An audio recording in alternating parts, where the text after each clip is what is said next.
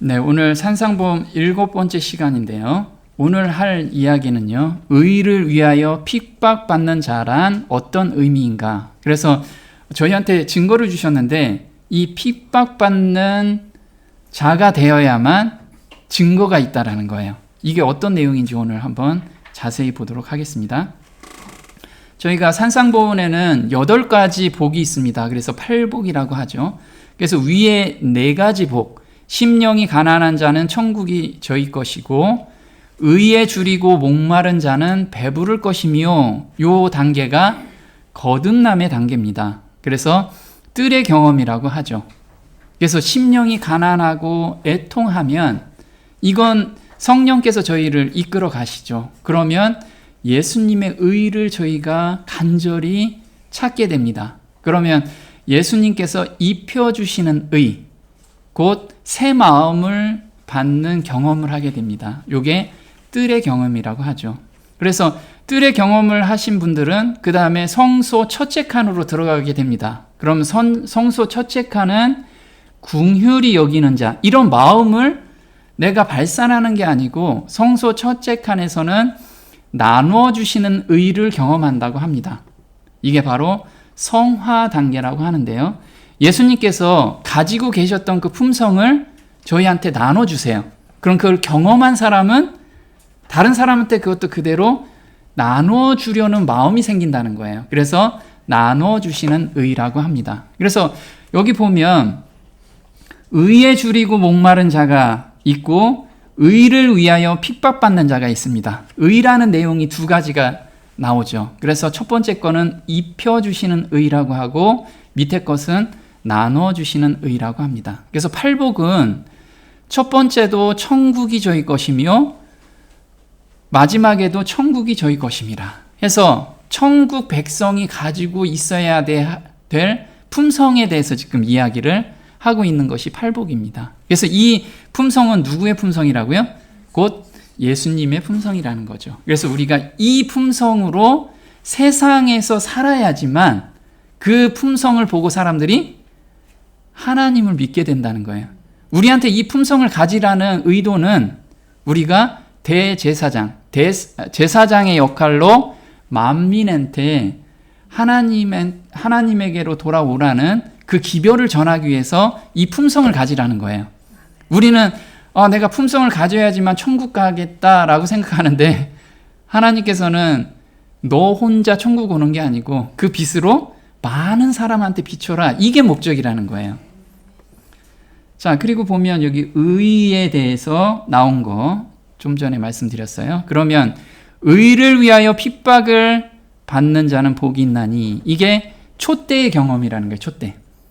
그래서 성소 첫째 칸 안에서 촛대의 경험. 이 경험이 어떤 건지 한번 볼게요.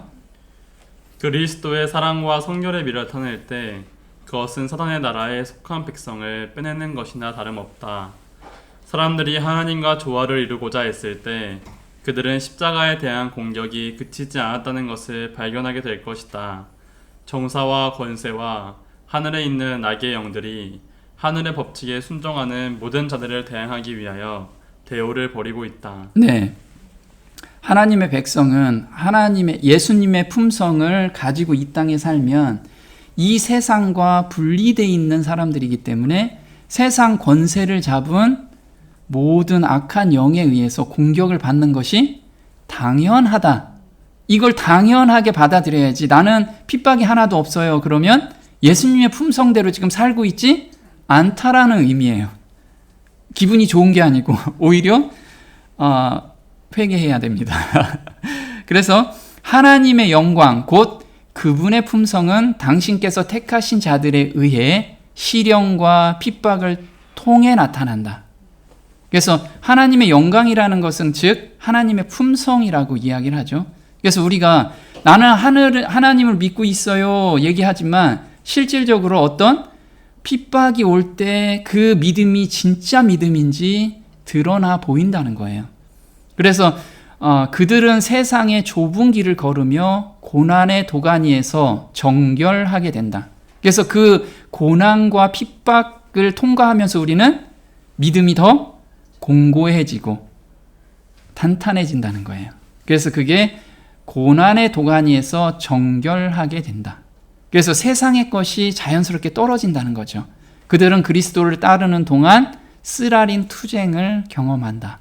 이런 사람들, 의를 위하여 핍박을 받는 자들은 그런 사람들이 천국이 저희 것이며 라고 이렇게 나왔습니다. 볼게요. 각 시대를 통하여 사단은 하나님의 백성을 핍박해왔다. 그는 그들을 고문하고 죽였으나 그들은 죽음으로써 승리자가 되었다. 그들은 어둠 저편에 있는 영광을 바라볼 수 있었기에 이렇게 말할 수 있었다. 생각건대 현재의 고난은 장차 우리에게 나타날 영광과 좋게 비교할 수 없도다.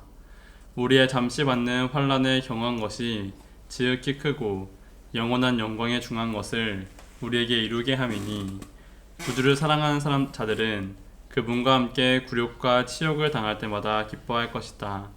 주님을 향한 사랑 때문에 그들은 그분을 위해 받는 고통을 달게 여긴다. 네, 그래서 저희가 핍박을 받을 때 저한테 왜 이런 고통을 주시나요? 이렇게 선진들은 맞이한 게 아니고 그 핍박이 왔을 때 하늘을 바라보면서 이 땅에서 고통 중에서 그 길을 걸어간 게 아니고 기쁨 중에서 하나님이 나하고 함께 하시는구나, 이 기쁨 가운데서 걸어갔다는 거예요. 그래서 앞으로의 내가 들어갈 천국을 바라보면서 그걸 참은 것이 아니고 이 땅에서 천국을 맛보면서 가는 그런 선진들이라는 거예요. 그래서 우리도 핍박을 받으면 그 고난 가운데서 하나님이 역사하시는 것을 더 강하게 느낄 거예요. 그래서 우리가 믿음의 선진들 중에서 카타콤의 순교자들, 이런 사람들은 정말 고통 가운데서도 하나님이 매 순간 함께하고 계심을 저희보다 훨씬 강하게 느꼈어요. 그래서 저희한테도 그런 믿음을 주시기 위해서 이런 거를 하나님께서는 허락하고 계신다는 거예요. 그래서 핍박을 받는 이유입니다. 핍박을 받는 이유. 왜 핍박을 받을까요? 보면 의를 위하여 핍박을 받는데요. 그러면 의라는 건 뭐냐면 우리가 품성이라고 얘기합니다. 품성은 다시 이름이라고 나타나죠. 그럼 세상과 다른 품성이 나타나기 때문에 우리가 핍박을 받는 거예요. 핍박을. 그러면 다른 말로 마태복음 5장 11절에는 의를 위하여가 다른 말로 나타났어요. 어떤 말로 나타났는지 볼게요. 나를 인하여 너희를 욕하고 핍박하고 거짓으로 너희를 거스려 모든 악한 말을 할 때에는 너희에게 복이 있나니. 네, 여기서 의를 위하여인데 이제 예수님께서 누구를 위하여? 나를 위하여, 예수님을 위하여래요. 그럼 내가 예수님께 무엇을 위할까요? 그 밑에 또 이렇게 나옵니다. 마태복음 10장 22절에 너희가 내 이름을 인하여 모든 사람에게 미움을 받을 것이나. 그래서 의를 위하여, 나를 위하여, 내 이름을 위하여. 그럼 내 이름이라는 게 뭐죠? 나의 품성을 인하여. 그래서 내가 평상시에 예수님의 품성을 나타내면 사람들이 너무 싫어하는 거예요. 왜? 너만 별났냐? 예수님 믿는 게 뭐 이렇게 별나게 믿냐? 이런 이야기를 많이 한다는 거예요. 근데 그런 소리가 들릴수록 우리는 하나님이 나와 함께 하시는구나, 이렇게 우리는 감사의 기도를 드려야 된다는 거죠. 또 사도행전 5장에 이렇게 나옵니다. 저희가 옳게 여겨 사도를 불러들여 채찍질하며 예수의 이름으로 말하는 것을 금하고 놓으니 사도들은 그 이름을 위하여 능욕받는 일에 합당한 자로 여기심을 기뻐하면서 공의 앞을 떠나니라. 저희가 날마다 성전에 있든지 집에 있든지 예수는 그리스도라 가르치기와 전도하기를 쉬지 아니하니라. 네. 그래서 사도들은 채찍을 맞고 예수의 이름으로 말하는 것을 금하고, 그래서 예수님이 이런 품성을 저희한테 주셨습니다. 예수님께서 우리의 죄를 온전히 사하셨습니다. 회개하세요. 이런 걸 얘기할 때마다 사람들이 너무 싫어했던 거죠. 그래서 사도들은 그런데 그렇게 채찍을 맞으면서도 너무 기뻐한 거예요. 예수님의 품성을 계속 드러내면서 변화되는 사람들을 경험하기 때문에 그렇다는 거죠. 자, 핍박과 모욕을 받으면 기뻐하래요. 지금 사도들이 기뻐했잖아요. 왜 기뻐하냐면 베드로전서 4장 14절에 쉬운 성경으로 이렇게 나옵니다. 그리스도의 이름 때문에 모욕을 받는다면 그것은 도리어 복입니다. 이는 영광의 영이신 하나님의 성령이 여러분과 함께 계시다는 표시이기 때문입니다. 아멘. 정말 지금 쉬운 성경으로 보면 좀 내용이 좀 쉽죠. 너희들이 모욕을 받고 핍박을 받으면 도리어 뭐 하라고요? 복이 있대요. 왜? 하나님의 성령이 당신들과 함께 계시다는 증표라는 거예요. 표다. 너무 감사가 되잖아요, 우리가. 또 한번 볼게요. 그러나 너희가 의를 위하여 고난을 당한다면 복 있는 자들이니 그들의 위협에 두려워하지 말고 동요되지 말라. 그러나 너희 마음속에서 주 하나님을 거룩하게 여기며 너희 안에 있는 소망에 관한 이유를 묻는 모든 사람에게 답변할 것을 온유와 두려움으로 항상 예비하고 선한 양심을 가지라. 이는 그들이 행악자들에게 하는 것처럼 너희를 비방하다가도 그리스도 안에 있는 너희의 선행을 거짓되이 비난하는 것을 부끄러워하게 하려 함이니라. 네, 지금 보면요. 의를 위하여 고난을 당하면 복이 있는 자다. 요걸 또 베드로전서 3장 이야기를 아까 베드로전서 4장에서도 그대로 얘기를 하고 있어요. 그런데 우리가 항상 준비를 하래요. 너희 안에 있는 소망에 관한 이유를 묻는 모든 사람에게 답변할 것을 온유와 두려움으로 항상 예비하래요. 그럼 우리가 항상 성경을 보면서 달달 외워야지. 이걸 얘기하라는 건가요? 아니라는 거예요. 우리는 증인이라는 거예요. 증인. 땅끝까지 나의 말을 전도해라 라고 예수님께서 말씀하신 게 아니고 땅끝까지 내 증인이 되라. 그럼 증인이라는 건 뭐죠? 경험한 사람만이 증인이 될 수가 있어요. 내 안에 증거가 있어야지 증인이 되는 거잖아요. 그래서 새 마음을 받는 경험, 내가 죄에 억눌려 있다가 또는 먹고 사는 것에 매여 있다가 하나님께 이걸 온전히 헌신 기도하는 가운데 새 마음을 받는 자유함을 얻는 그 경험을 내가 항상 간구하면서 그걸 경험하게 되면 나처럼 그렇게 힘들게 사는 사람들, 예전에 나처럼 힘들게 사는 사람한테 증거를 줄 수가 있잖아요. 그렇게 준비를 하라는 거예요. 물론 성경 공부도 굉장히 중요한데 경험을 통해서 나의 증거를 가지고 있어라. 그래서 선한 양심을 가지라. 여기서 지식을 가지라 라고 얘기한 거 아니고 선한 양심을 가져라. 이 선한 양심이 누구 거죠? 예수님의 것이잖아. 예수님의 새 마음을 항상 간직하고 그걸 추구하라는 게 계속 경험할 수 있도록. 그럼 사람들이 너 왜 이렇게 믿냐? 왜 별나게 믿냐? 이렇게 비방하는 사람들이 나의 삶을 보고 부끄러워하게 하려 함이라. 부끄러워하면 뭐예요? 이 사람들이 회개를 하게 되는 거예요. 그래서 베드로가 이 얘기를 하죠. 사람들한테 전했는데 저희가 이 말을 듣고 마음에 찔려 부끄러워졌어요. 마음에 찔리면 뭐 해요? 우리가 어찌할꼬 물어봐요. 그러면 베드로가 가로되 너희가 회개하여 각각 예수 그리스도의 이름으로 침례를 받고. 그래서 사람들한테 복음을 전할 수 있도록 모든 사람이 그러진 못해도 마음에 준비가 된 사람들은 저희가 이렇게 행동하고 삶을 보여주면 부끄러워서 마음의 찔림을 받아서 내가 그럼 어떻게 해야 돼? 이렇게 물어보는 사람들이 주변에서 곳곳이 생겨날 거라는 거예요. 이것이 저희한테 핍박과 모욕을 주는 이유 중에 하나라는 거예요. 그래서 우리는 핍박과 고난을 받으면 숨지 마시고 우리 어디로 피하지 말고 정말 우리가 내가 여기에서 전도하게끔 하나님께서 인도하신 거구나. 이걸 생각해야 된다는 거예요. 그러면 어떤 핍박이 오느냐 이거예요. 어떤 핍박이. 자, 11절에 이렇게 나옵니다.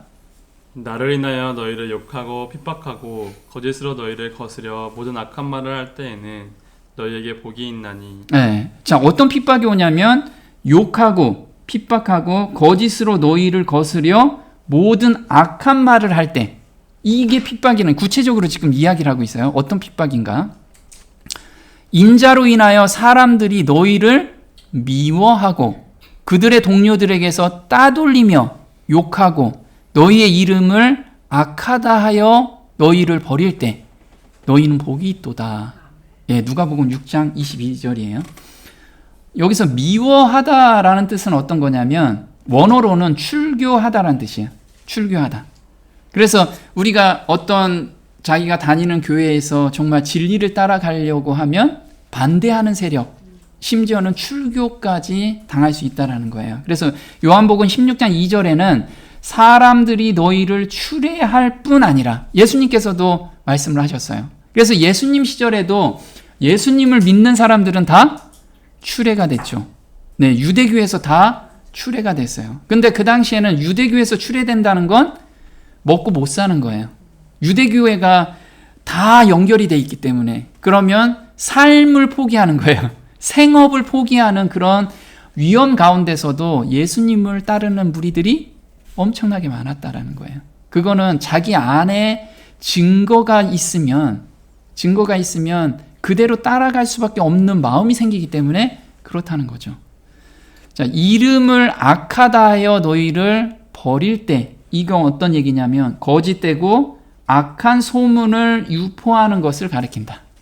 그래서 우리가 이렇게 삶 속에서도 교회 성도 간에서 어떤 때는 억울한 경우가 많죠. 자기는 그렇게 안 했는데 이상한 소문이 들려가지고 그럴 때도 하나님이 함께 하신다는 것을 기억하라는 거예요. 아까 이런 핍박이 오면 뭐 하라고요? 무슨 증거라? 내 안에 그리스도가 있다는 증거라는 거예요. 그걸 생각하면서 기쁘게 맞이하라. 기쁘게. 근데 이 기쁨이 또 뭐가 있냐면 우리는 선지자들과 같은 반열에 있다라는 거예요. 너무 감사하죠. 선진들도 다 이렇게 핍박을 받았다는 거예요. 그래서 12절에는 기뻐하고 즐거워하라. 하늘에서 너희의 상이 큼이라. 너희 전에 있던 선지자들을 이같이 핍박하였느니라. 그래서 이런 핍박이 없으면 우리는 선지자들과 같은 반열에 없는 거예요. 근데 여기서 기뻐하고 즐거워하라 라는 뜻이 뭐냐면 우리 보면 보통 너무 기뻐요 이렇게 얘기해야 되잖아요. 근데 여기에서는 점진적으로 얘기하는 거예요. 기뻐하고, 그러면 기뻐하다라는 뜻은 벅찬 기쁨의 상태를 의미해요. 근데 즐거워하다라는 건 억제할 수 없는 역동적인 환희래요. 그럼 이게 어떤 뜻이에요? 너무 기쁜 거예요. 이렇게 핍박이 오면 마음속에 너무 기쁨이 오는 거예요. 내가 그런가? 이런 거죠. 그래서 우리가 이게 경험이 되면 정말 핍박이 왔을 때 하나님이 함께 계심을 말씀을 통해서 우리가 어려움이 올 때 그때 기도하고 그때 말씀을 더 많이 보잖아요. 그럴 때 예수님이 나와 함께 계시구나. 이것을 우리가 정말 체험적으로 알면 이런 핍박이 올 때마다 더 즐겁고 더 기뻐진다는 거예요. 우리가 모두 이런 경험으로 들어갔으면 합니다. 자, 그날에 기뻐하고, 누가복음은 기뻐하고 띠놀래요. 핍박이 오면. 이거 반대되는 이야기를 우리한테 이야기하고 있습니다. 그날에 기뻐하고 띠놀라. 하늘에서 너희 상이 큼이라. 저희 조상들이 선지자들에게 이같이 하였느니라. 자, 보면요. 너희의 상이래요. 그러면 상을 지금 우리가 받아야 되잖아요. 자, 우리 상주심을 바라본다고 얘기를 하잖아요. 그러면 이렇게 핍박이 왔을 때 상주심을 바라보면 앞으로 천국 가면 제가 금연류관이 한 5돈은 있겠죠? 뭐 이렇게 이런 생각으로 우리가 가는 거냐? 아니라는 거죠. 지금 우리가 이 상을 받지 못하면 이 기쁨 중에 거할 수가 없어요. 그럼 이 상이 무엇인지 우리가 좀 더 구체적으로 알아야겠죠. 그래서 히브리서 11장 26절에 이렇게 나옵니다.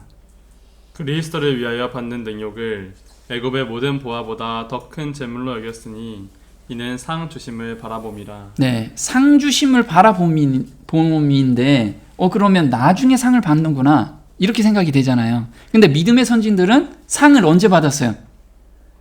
네, 현재 받았어요. 현재. 그 상이 무엇인지 가장 중요하죠. 창세기 15장 1절에는 아브라함아 두려워 말라 나는 너의 방패요 너의 지극히 큰 상급이니라. 누가요? 하나님께서. 이게 원어로 직역하면 내가 바로 너의 상급이다. 정확하게 찍어줬어요. 우리의 상급은 하나님이시라는 거예요. 하나님. 하나님보다 더 큰 상급은 없잖아요. 왜 제가 금 100돈을 원합니다. 그럼 하나님은 말씀 한마디에 금 1000돈을 주실 분이야. 그럼 하나님만 있으면 되잖아요.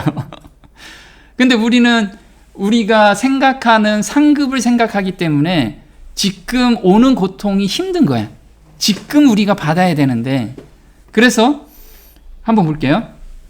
그리스도인의 상급은 미래에만 있지 않다. 그리스도께서는 누구든지 내 음성을 듣고 문을 열면 내가 그에게로 들어가겠다고 말씀하신다. 그리스도께서 오실 때에는 언제나 하늘나라를 함께 가지고 오신다. 그분과의 교제는 하늘이 마음속에 임함이다. 그것은 영광이 시작된 것이며 바라던 구원의 임함이다. 네. 그래서 우리가 아까 핍박이나 고통이 왔을 때 내 주 안에 그리스도가 계시구나. 이거의 증거라고 했잖아요. 그러면 하늘나라도 같이 온 거라는 거예요. 그 기쁨이. 그래서 우리는 앞으로 우리가 바라는 게 영광의 왕국이에요. 영광의 천국 왕국이 오죠. 그럼 지금은 은혜의 왕국을 우리가 맛보아야 된다는 거예요. 은혜의 왕국을. 그래서 이런 핍박 가운데서도 은혜의 왕국에서 맛보는 그 즐거움과 그 기쁨을 맛보면 그 기쁨으로 우리가 천국으로 갈 수 있는 거예요. 지금 우리가 맞이하자는 거예요. 지금. 그래서 하나님께서는 우리를 순종하도록 초청하시며 많은 축복들을 약속하신다. 우리가 이에 긍정적으로 반응할 때 우리는 그분의 특별한 보화가 무엇이냐면 제사장 나라와 거룩한 백성이다. 그 하나님의 백성이 되는 것이 우리에게 상을 주는 거예요. 하나님의 백성이라는 거. 그건 영원한 생명이 우리가 받을 상이라는 거예요. 볼게요. 볼지어다 내가 문 밖에 서서 두드리노니 누구든지 내 음성을 듣고 문을 열면 내가 그에게로 들어가 그로 더불어 먹고 그는 나로 더불어 먹으리라. 네. 지금 저희 마음문 바깥에서 누가 두들기냐면 하늘의 상인인 예수님께서 노크를 하고 계세요. 하늘의 보화를 가지고 노크를 지금 하고 계시는 거예요. 언제? 지금. 우리가 구원은 언제부터 발생해요? 지금부터 시작이에요. 지금 노크를 하고 계시는데 그 음성을 우리가 계속 거부하고 있다는 거예요. 왜 거부하냐면 내일 할게요.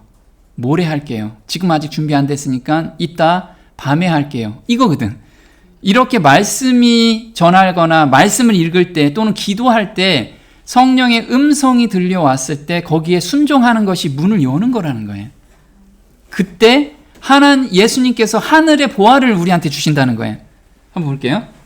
하늘의 상인으로서 그는 그의 보화를 풀어놓으시고 호소하시기를 내게서 불로 연단한 금을 사서 부요하게 하고 흰 옷을 사서 입어 벌거벗은 수치를 보이지 않게 하라고 하신다. 그대의 문을 열라.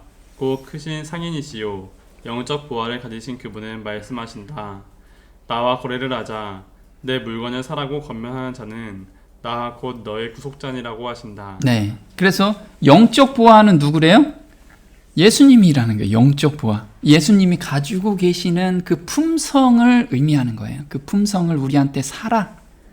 그래서 우리가 마음문을 열고 그 새 마음을 받는 경험을 하는 것이 바로 영적 보화를 우리가 산다라는 의미라는 거죠. 자, 우리의 소망이나 기쁨이나 자랑의 면류관이 무엇이냐? 지금 사도 바울 형제는 우리가 받을 앞으로의 그 보화가 무엇이냐 물어보고 있어요. 자랑의 면류관이 무엇이냐? 그의 강림하실 때 우리 주 앞에 너희가 아니냐. 그래서 1등 하는 사람한테 상을 주잖아요. 상 주심을 바라보고 우리가 달려가는데 이 상이 뭐냐? 상이 뭐냐? 이렇게 지금 바울 형제가 이야기를 하고 있죠. 이것이 곧 적게 심은 자는 적게 거두고 많이 심은 자는 많이 거둔다 하는 말이로다. 고린도후서 9장 6절이에요.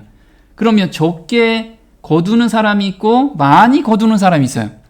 상을. 이게 뭘까요? 이게 바로 이겁니다. 이기는 자들에게 수여되는 영광과 하늘의 보상은 그들이 그리스도의 품성을 세상에 대표한 정도에 비례할 것이다. 네, 여기서 보면 많이 적게 심는 자와 많이 심는 자를 지금 풀어서 쓴 거예요. 뭐라고 수여하냐면 이기는 자들에게 수여되는 영광과 하늘의 보상은 그들이 그리스도의 품성을 세상에 대표할 정도에 비례할 것이다. 그래서 내 품성을 많은 사람한테 드러냈을 때 많이 심는 거라는 거예요. 내가 숨어서 나는 성경 공부만 열심히 할 거야. 이게 아니고 정말 많은 사람들한테 예수님의 품성을 드러내고, 그 품성을 드러난다는 게 뭐죠? 예수님의 사랑은 남의 유익을 구하는 거잖아요. 내 주변에 있는 사람들한테 그 사람의 유익을 위해서 내가 봉사하는 거. 그런 정신들이 다 무엇을 뿌리는 거다? 네, 많이 심는 행위라는 거예요. 멀리서 뭔가를 찾는 게 아니고 내 주변부터 시작하라는 거죠. 또 볼게요. 영원 속으로 거두어들여질 씨를 땅에 파종하는 것이 우리의 특권임을 하나님께 감사하자. 생명의 면류관은 우리 각 사람의 행동의 방향에 따라서 그 빛이 밝을 수도 있고 어두울 수도 있으며 별이 많이 달릴 수도 있고 몇 개 안 되는 보석만 달릴 수도 있을 것이다. 그리스도의 품성을 잘 대표하여 많은 영혼들을 진리 가운데로 인도하려고 노력함으로써 우리는 그 상급에 대한 존경심을 보일 것이다. 이렇게 해서 우리는 그리스도의 일을 할 것이며 하늘에 있는 보화를 확실하게 할 것이다. 네, 그래서 지금 이제 하늘에 있는 보화가 확실히 이제 정의가 좀 됐어요. 하늘에 있는 보화. 내가 하나님의 품성을 받고 그 품성을 많은 사람들한테 보여주는 거. 이게 하늘에다가 보화를 쌓는 거라는 거예요. 제가 이걸 이제 연구하면서 어렸을 때 본 영화가 기억이 났어요. 쉰들러 리스트라고. 혹시 보신 분들 계신가요? 네, 이게 제가 진짜 어렸을 때 봤는데 이게 제가 잊혀지지 않은 장면이 하나 있어가지고 그걸 한번 캡처를 해본 거예요. 이 쉰들러 리스트는 뭐냐면 2차 세계대전 때 나치 독일에 의해서 유대인이 대량으로 살상이 됐잖아요. 학살이 됐는데 독일 사업가인 오스카 쉰들러가 자기 공장에다가 사람들을 채용한 사람들, 유대인들을 1100명이나 살린 스토리를 올려놓은 거예요. 그래서 이분이 처음에는 완전히 사업가예요. 이 속에 밝은 사업가. 그런데 이 유대인 회계사가 일하는 걸 보고 마음이 완전히 바뀐 거예요. 너무 이 사람들을 살려야겠다는 마음으로 돌아서게 돼요. 그러면서 이제 한 사람씩 살리는데 이제 종전이 돼서 많은 유대인들이 우리가 흔히들 600만 명이 다 죽었는데 여기 있는 공장에 있는 사람들은 하나도 안 죽은 거예요. 그래서 이 사람이 이제 돈을 벌기 위해서 시작했다가 사람을 살리는 일을 시작을 한 거예요. 그러면서 마지막에 뭐라고 얘기하냐면 고마워서, 지금 살아난 사람들이 고마워서 이분한테 이야기를 하는 거예요. 사장님 덕분에 1100명이 살아남았습니다. 보세요. 그런데 이분은 막 더 구할 수도 있었는데 라고 저기를 해요. 이야기를 하면서 내가 가지고 있는 차를 팔았다면 정말 10명은 더 구할 수 있었을 텐데, 그리고 내가 차고 있는 이 배지, 이 핀을 팔았으면 2명은 더 구했을 텐데, 그래서 한 생명을 더 살릴 수 있었다고. 전 이 장면이 어렸을 때 봤는데 잊혀지지가 않는 거예요. 네, 그런데 그러지 못했어. 근데 우리가 나중에 재림 때 이게 우리한테 아마 다 정말 내가 그때 한 시간만 더 내서 이 사람한테 저기 할 걸, 내가 가지고 있었던 이 재산을 조금이나마 더 팔아서 사람들을 한 사람이라도 더 전도할 걸, 이런 생각들이 우리한테 곧 오게 될 사건이라는 거예요. 그래서 정말 우리가 지금 사는 목적이 뭔지 한번 깊이 생각해 봐야 될 일이라는 거죠. 그래서 여기서 딱 끝날 때 이런 거예요. 하나의 생명을 구하는 자는 세상을 구하는 것이다. 그래서 우리가 정말 이렇게 사는 삶이 단 한 사람을 구하기 위해서 사는 삶으로, 어떤 사람은 100명, 200명 구해서 정말 부러워하는 게 아니고 나를 통해서 한 명, 내 평생에 한 명이라도 내가 하나님께 인도하고 싶다. 이 간절한 마음으로 오늘을 사는 우리의 삶이 돼야 되지 않을까. 나중에 우리는 정말 후회하게 될 거예요. 정말 우리가 온전히 하나님께 우리의 삶을 드리지 않고 시간을 드리지 않는다면 후회할 수밖에 없는. 그래서 이 기억이 저는 몇십 년이 지났는데도 계속 뇌리에 박혀 있습니다. 그래서 이렇게 이야기를 하죠. 내가 너희에게 말하노니 불의의 재물로 친구를 사귀라. 그리하면 없어질 때 저희가 영원한 처소로 너희를 영접하리라. 누가복음 16장 9절이에요. 불의의 재물이 불법적인 재물이라는 게 아니고 우리가 이 세상에서 버는 모든 재물은 불의하다. 그래서 불의의 재물인 거예요. 우리가 지금 사는 재물들이 이걸 가지고 누구를 사귀래요? 친구를 사귀래요. 친구를. 한번 볼게요. 이게 현대인 성경으로 보면 이렇게 나옵니다. 내가 너희에게 말한다. 너희는 자신을 위해 세상 재물로 친구를 사귀라. 그러면 그것이 없어질 때 그들이 너희를 영원한 집으로 맞아들일 것이다. 네. 그래서 세상 재물을 가지고 아까 쉰들러가 나 이 배지 하나만 가져왔어. 요거만 팔았어도 2명을 더 살릴 수 있을 텐데. 이와 마찬가지로 우리가 지금 돈 버는 목적이 무엇이냐 이거예요. 성도를 섬기는 것도 있고 새로운 사람들을 위해서 이런 재물을 한번 써보라는 거예요. 그래서 친구를 사귀라. 이게 뭐냐면 하나가 된, 우리 지난번에 뭐라고 그랬죠? at one month. 이게 뭐라고 그랬죠? 속죄. 하나님과 화목하게 만든다. 화목하게 만드는 거예요. 친구를 사귄다는 게 하나님한테 다 떨어져 있잖아요. 뭐 때문에? 죄 때문에. 하나님한테도 가까이 못 가는데 그걸 우리가 중재 역할을 하라는 거예요. 중재 역할. 그래서 예수님께서 요한복음 15장에 이렇게 말씀을 하십니다. 너희가 나의 명하는 대로 행하면 곧 나의 친구라. 이제부터는 너희를 종이라 하지 아니하리니 종은 주인의 하는 것을 알지 못함이라. 너희를 친구라 하였노니 내가 내 아버지께 들은 것을 다 너희에게 알게 하였음이니라. 예, 예수님께서도 우리한테 친구라고 말씀을 하셨잖아요. 예수님께서 본인이 십자가에 못 박히심으로 친구를 만들어 주셨어. 친구로. 그럼 우리도 마찬가지인 거예요. 그걸 전해주라는 거예요. 지금 아무것도 모르는 사람들, 멸망으로 가는 사람들 그냥 지켜보지 말고 전해줘라. 이걸 지금 우리한테 부탁하고 계시는 말씀이에요. 우리한테. 자, 선지자들은 어떤 핍박을 받았는지 한번 볼게요. 자, 기뻐하고 즐거워하라. 하늘에서 너희의 상이 큼이라. 너희 전에 있었던 선지자들을 이같이 핍박하였느니라. 그럼 선지자들도 어느 정도 핍박을 받았는지 우리가 좀 한번 봤으면 좋겠습니다. 히브리서 11장에는 선지자들이 어느 정도 핍박을 받았냐면 이렇게 핍박을 받으셨어요.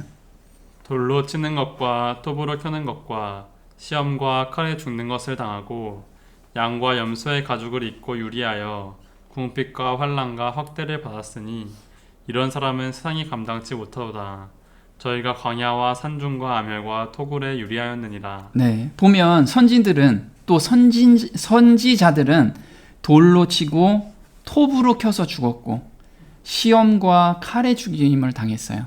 그리고 선진들은 양과 염소의 가죽을 입고 유리하여 궁핍과 환난과 확대를 받았어요.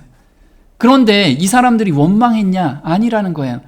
너무 기쁘고 즐겁게 그것을 맞이하고 하나님의 품성을 온전히 드러낸 사람들이라는 거예요.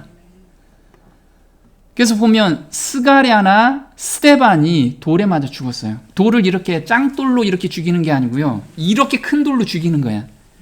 이렇게 우리 선지들이 죽었다는 거예요. 이 복음을 위해서. 역대하 24장에 이렇게 나옵니다. 이에 하나님의 신이 제사장 여호야다의 아들 스가랴를 감동시키심에 저가 백성 앞에 높이 서서 저에게 이르되 여호와께서 말씀하시기를 너희가 어찌하여 여호와의 명령을 거역하여 스스로 형통치 못하게 하느냐 하셨나니 너희가 여호와를 버린 고로 여호와께서도 너희를 버리셨느니라 하나 무리가 함께 꾀하고 왕의 명을 쫓아 여호와의 전뜰 안에서 돌로 쳐 죽였더라. 네, 스가랴가 하나님의 신의 감동이 돼서 하나님의 말씀을 전한 거예요. 근데 사람들은 좋아하나요? 너무 듣기 싫어하는 거예요. 왜? 자기 죄악이 너무 크기 때문에 탄로나니까 싫은 거예요. 그래서 우리가 지금 정말 예수님의 품성으로 이 땅에서 살면 사람들이 자기하고 비교가 되기 때문에 자기가 죄가 드러나기 때문에 너무 싫어한다는 거예요. 그래서 이때는 돌로 쳐 죽였지만 지금은 말로 쳐 죽인다는 거예요. 말로. 그 사람들한테 이간질하고 말하고 나쁜 말하고 이런 걸 우리한테 이렇게 지금 치고 있다라는 거예요.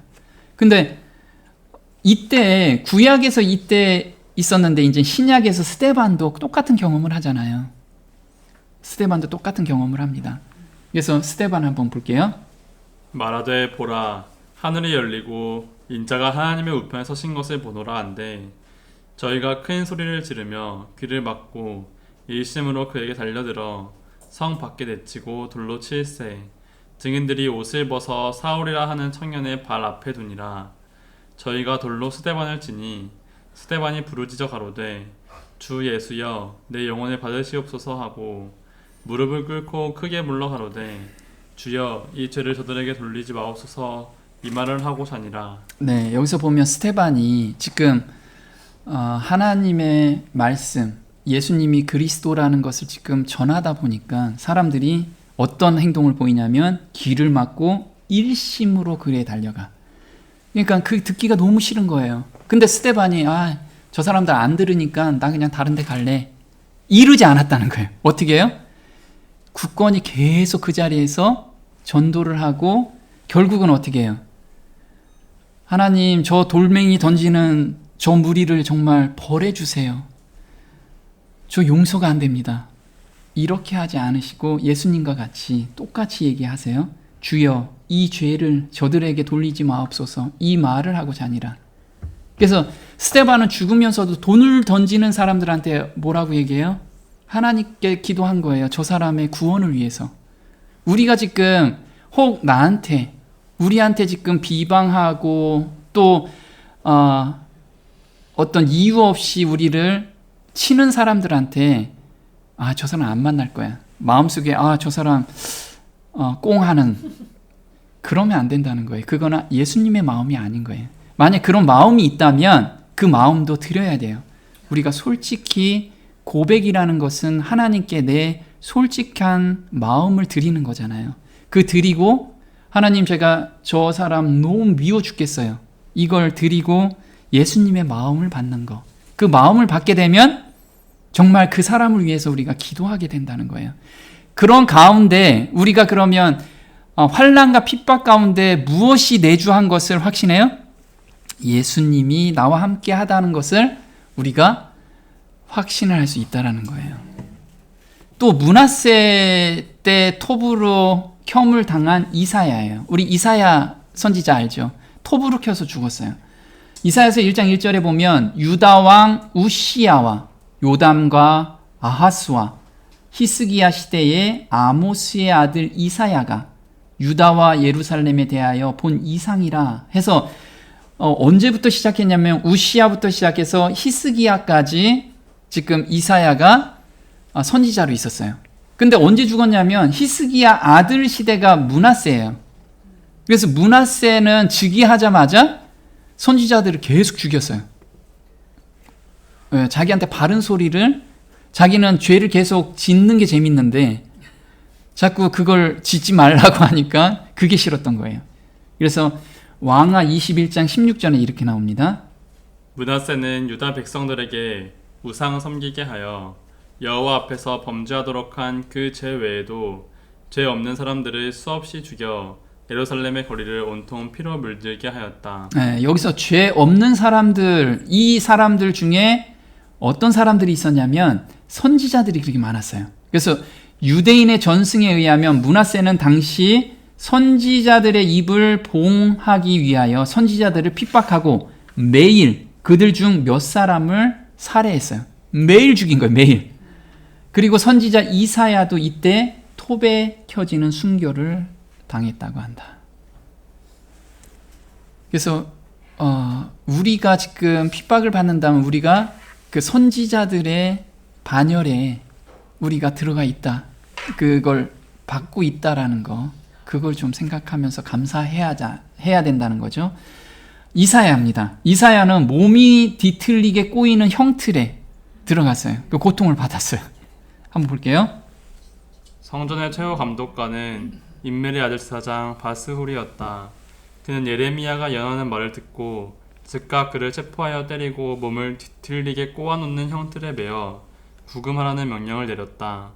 그래서 예레미야는 성전의 위쪽에 있는 베냐민 대문에 경비소에 소속된 구치소에 매여 있었다. 다음날 아침에 다음날 아침까지 이렇게 매여 있었죠. 이 들어가면 꼼짝달싹 못하는 이런 거. 그러니까 하나님의 말씀을 전할 때 세상에 속한 사람들은 너무 싫은 거예요. 그래도 도망가는 게 아니고 계속 얘기를 해줘야 된다는 거예요.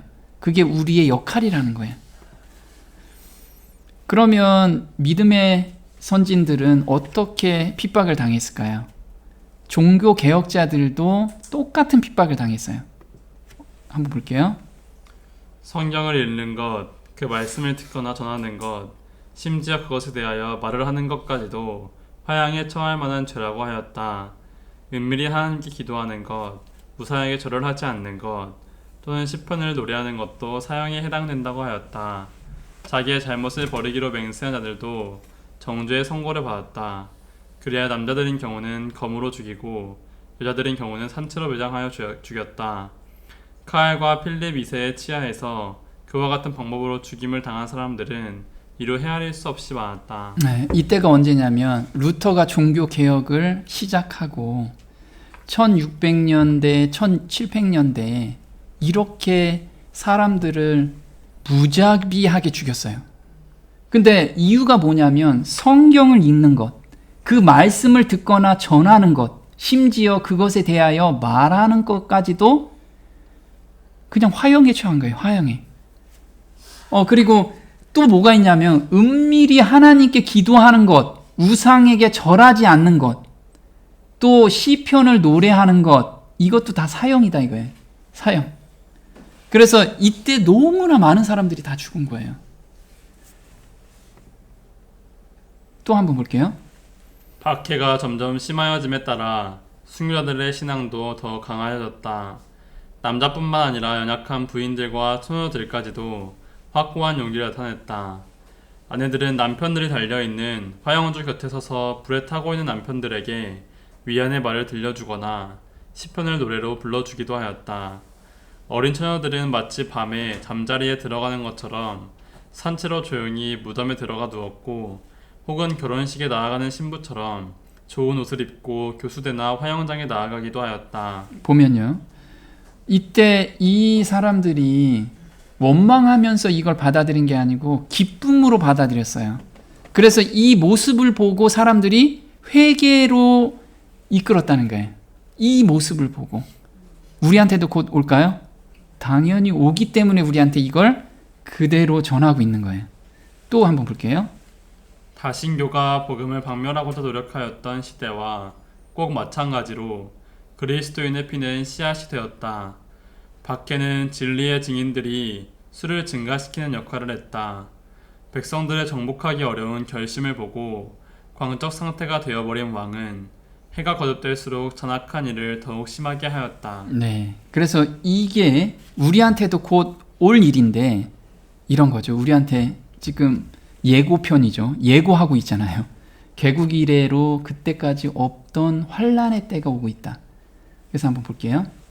개국 이래로 그때까지 없던 환란의 때가 우리 앞에 전개될 것인데 그때 우리는 현재 경험하고 있지 못한 경험, 즉 많은 사람들이 얻기를 게을리하는 한 가지 경험이 필요하게 될 것이다. 흔히 예상보다는 실제로 당하는 환란이 가벼운 것이지만 우리 앞에 놓인 위기는 그렇지 아니하다. 그 큰 시련을 아무리 크게 상상한다 하여도 생생하게 표현할 수는 없다. 그 시련의 때에 모든 사람은 자신을 하나님께 나타내야 한다. 비록 노아, 다니엘, 욥이 거기 있을지라도 나의 삶을 두고 맹세하노니 그들은 자녀도 건지지 못하고 자기의 의로 자기의 생명만 건지리라. 네. 앞으로 저희한테 개국 이래로 정말 없던 환난들이 오는데 보통은 환난을 얘기하면 생각한 것보다 대다수가 적은데 약한데 앞으로 우리한테 올 환난은 너무나 크다는 거예요. 너무나 큰데 그때 우리가 버틸지 아니면 그걸 통과할지 안 할지를 결정하는 게 바로 많은 사람들이 얻기를 게을리하는 한 가지 경험. 이 경험이 지금 우리가 하고 있는 사람만이 그때 이 환난을 온전히 통과할 수 있다는 거예요. 그럼 지금 게을리하는 게 뭘까요? 바로 성령의 음성을 그냥 안일하게 받아들인 거예요. 성령께서는 지금 우리한테 각 사람에게 맞는 음성을 계속 들려주시는데 그걸 게을리한다는 거예요. 그걸 열어놓고 우리가 받아들이고 그 다음에 행하지 않는다는 거죠. 이 경험이 없으면 통과하기가 불가능하다는 거예요. 그리고 이때는 비록 노아, 다니엘, 욥이 거기 있을지라도 나의 삶을 두고 맹세하노니 그들은 자녀도 건지지 못하고 자기의 의로 자기의 생명만 건지리라. 그래서 이때는 온전히 자기 믿음으로 이걸 통과할 수 있다는 거예요. 우리 부모나 아니면 자식이나 아니면 우리 이런 그룹 안에서 누구의 믿음을 보고 우리가 쫓아가는 그런 신앙은 결코 통과할 수 없는. 그래서 지금 내가 하나님과 온전히 교통하고 있느냐 여기에 달려 있다라는 거예요. 오늘 그런 경험을 하는 성도만이 이 환난을 통과할 수 있다라는 거예요. 그래서 우리는 정말 오늘 성령께서 우리한테 좀 음성으로 들려주실 때 성경을 보고 또 기도할 때 마음속에 울림을 주시는 그런 말씀에 온전히 순종하는, 그리고 정말 내가 할 수 없는 부분들이 많기 때문에, 그게 맞나요? 내가 할 수 있는 것이 하나도 없기 때문에 새 마음을 받는 간절한 기도가 필요해요. 그래서 오늘에 살면서 우리의 그 악한 마음이나 또는 죄된 마음들, 세상의 유혹들을 내 힘으로가 아니고 정말 온전히 새 마음을 받는 그 경험이 매일 돼야지만 이걸 통과할 수 있다는 거예요. 우리가 모두 그런 성도가 되기를 간절히 기도합니다. 오늘 여기까지 하겠습니다.